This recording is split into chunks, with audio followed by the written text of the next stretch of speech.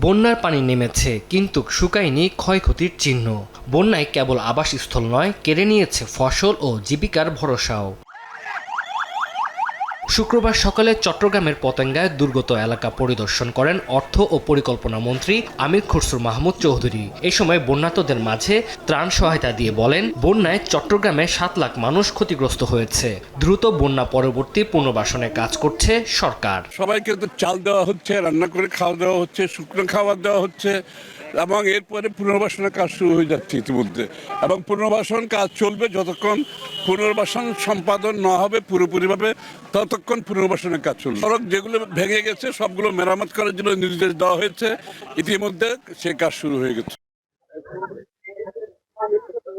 2 দিনের সফরে কক্সবাজারে স্বরাষ্ট্রমন্ত্রী সালাউদ্দিন আহমদ। চকরিয়ার ফাঁসিয়াখালী বন্যা কবলিত এলাকা পরিদর্শন করেন মন্ত্রী।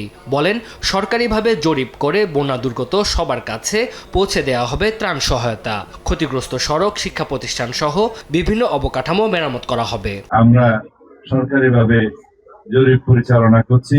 এই জরিপের ফলাফলের ভিত্তিতে সমস্ত ক্ষতিগ্রস্ত মানুষের পাশে, আমরা কৃষকদের পাশে আমরা আমাদের যথাযথ সরকারি এবং বেসরকারি সহযোগিতা নিয়ে আমরা দাঁড়াবো। এদিকে বান্দরবান জেলা পরিষদে বন্যায় ক্ষতিগ্রস্ত পরিবারের মাঝে ত্রাণ বিতরণ অনুষ্ঠানে পার্বত্য চট্টগ্রাম বিষয়ক মন্ত্রণালয়ের প্রতিমন্ত্রী ব্যারিস্টার মীর হেলাল বলেন, ক্ষতিগ্রস্তদের তালিকা প্রস্তুত করে পর্যায়ক্রমে পুনর্বাসন করা হবে। পরবর্তী সময়ে ওনারা যে ক্ষয়ক্ষতির শিকার হয়েছে, আমরা যেন কিছুটা হলেও সরকারের পক্ষ থেকে বা রাষ্ট্রের পক্ষ থেকে তাদেরকে আবার পুনর্বাসনে বা স্বাভাবিক জীবনে ফেরত যেতে আমরা যেন সেই সাহায্যটা তাদেরকে করতে পারি। পরে জেলা শহরের বিভিন্ন এলাকা এবং রোয়াংছড়ি উপজেলার দুর্গম বন্যা কবলিত এলাকা পরিদর্শন করে ত্রাণ সামগ্রী বিতরণ করেন প্রতিমন্ত্রী। তানজিল হাসনাত, সময় সংবাদ।